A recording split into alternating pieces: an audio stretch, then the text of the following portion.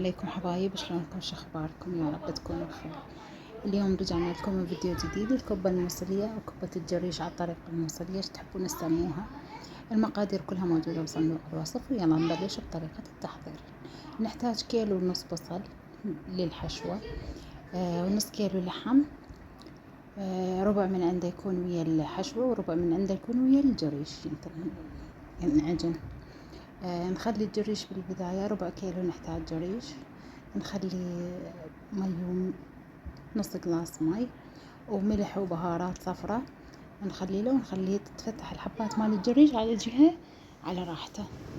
بعدها نخلي اللحم على النار، نشوح اللحم بطريقة كلش هادئة بالبداية، وبعدين نثرم البصل ونخليه فوق اللحم، نعلي النار ونخليه على نار عالية حتى يذب مية البصل ولا يصير الحشوة مالتنا معجنة.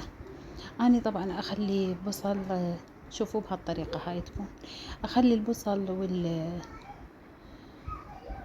واللحم يستوون كامل. يلا أخلي البهارات، كل البهارات موجودة بصندوق الوصف. احنا نحتاج نوعين بهارات، نوع للعجينة اللي هي الجريش والبصل واللحم، هاي اللي نسويها، وبهارات تكون للحشوة.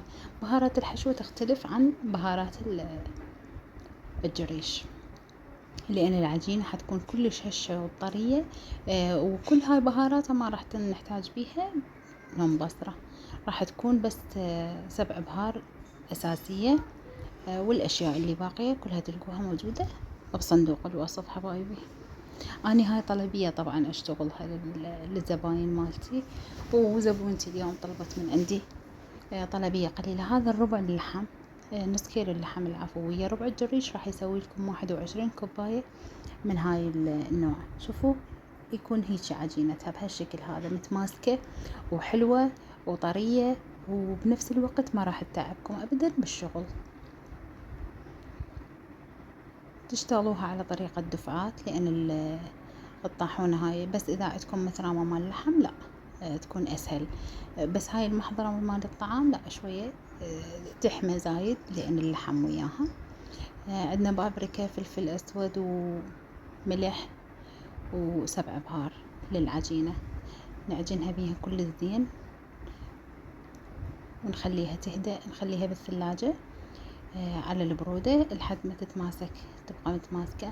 أنا أخلي دائما لو جوز لو فستق شرائح، إذا شايفينه اللوز العفو الشرائح يتنقع بمي لمدة 5 دقايق، بعدها ينضاف هو والبهارات كامل على الحشوة. طريقة التحضير مالتها كل سهلة. تدهنون التختة أو أي سطح خشبي عندكم، سطح مرمر أي شي تكون عليه عادي، وتفرشوها بهاي الطريقة كلش سهلة. خاشوقة واحدة من الحشو كلش كافية لكل كوباية.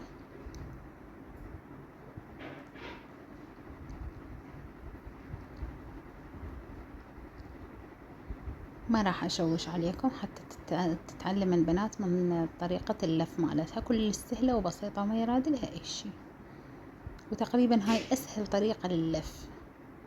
كيس نايلون على سطح مدهون، لا تستعملون المي لأن راح يخربها. زيت تخلين يمك وتدهنين ايديك بيه ورا كل كوباية تسوينها بهالشكل هذا حتكون، وتقطعيها.